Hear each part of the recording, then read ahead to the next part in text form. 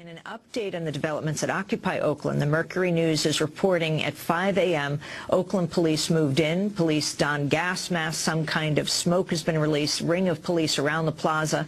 Police blocking off the intersection of 14th and Broadway. Police dismantling the barricades, throwing them into the streets, also tearing down signs, ripping them up. Protesters are sitting down. Police are now leading them away handcuffed. Police en masse are moving in on the camps. Again, that from the Mercury News. The Chronicle also reporting, the San Francisco Chronicle, that flashbang grenades were used.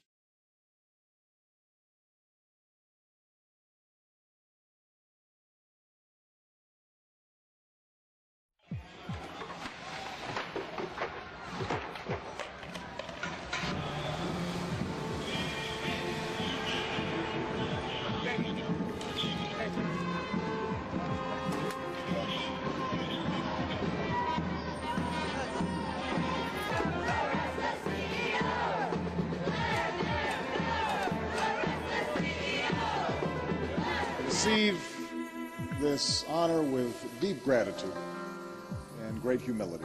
Earlier today, around 4:30, a motorcade arrived. You could see officers in riot gear out there, personnel moving in on the protesters. A number of white vans are stationed there. There is a chopper overhead.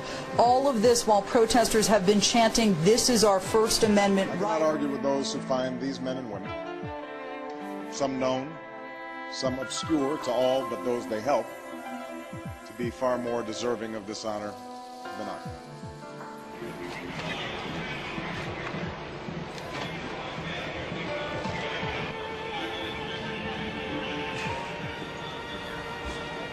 Billions have been lifted from poverty.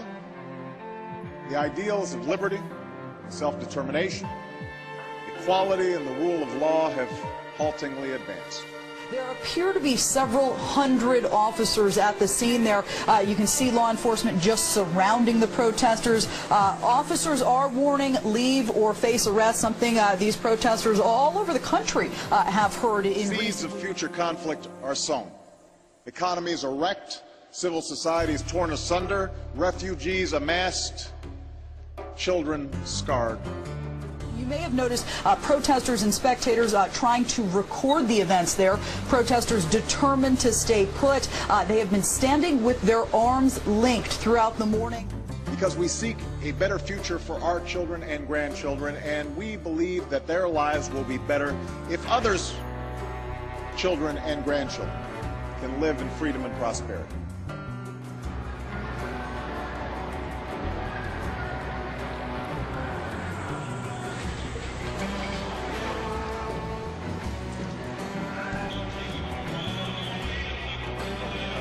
In fact, no nation can insist that others follow the rules of the road if we refuse to follow them ourselves. For when we don't, our actions appear arbitrary. Earlier this morning, officers were staging at the Oakland Coliseum. Occupy Oakland protesters say they aren't moving despite the threat.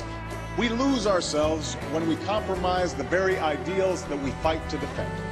It seemed to us like they arrested everybody very quickly.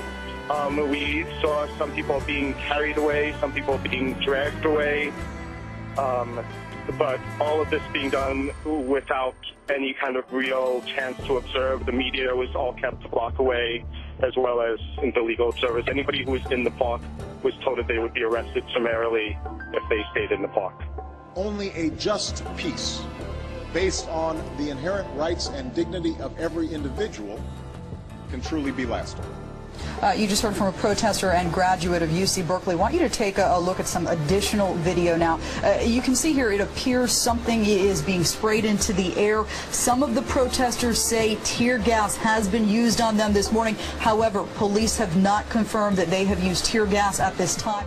I believe that peace is unstable where citizens are denied the right to speak freely or worship as they please, choose their own leaders, or assemble without fear.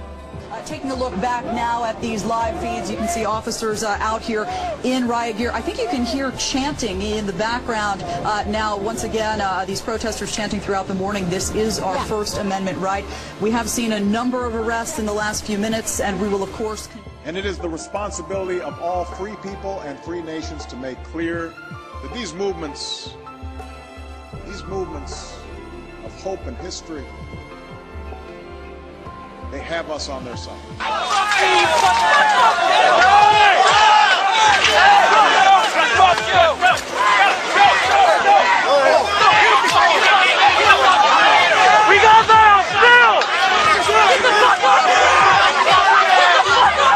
Just peace includes not only civil and political rights, it must encompass economic security and opportunity. For true peace is not just freedom from fear, but freedom from want. While this was anticipated, it should make everyone really consider the monopoly of violence and the use of force on behalf of the state against its own citizens, and whose interests are we really protecting? When the city of Oakland is closing down schools, closing down public schools, closing down libraries every day, and yet we have this massive police force that continues to brutalize the public, and this morning we saw how they will continue to brutalize the public. The absence of hope can rot a society from within. I had to move.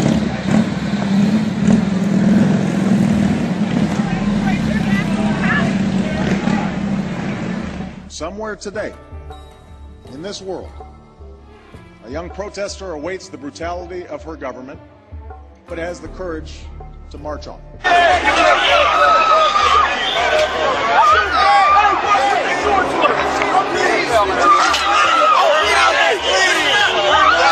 Oh yeah, you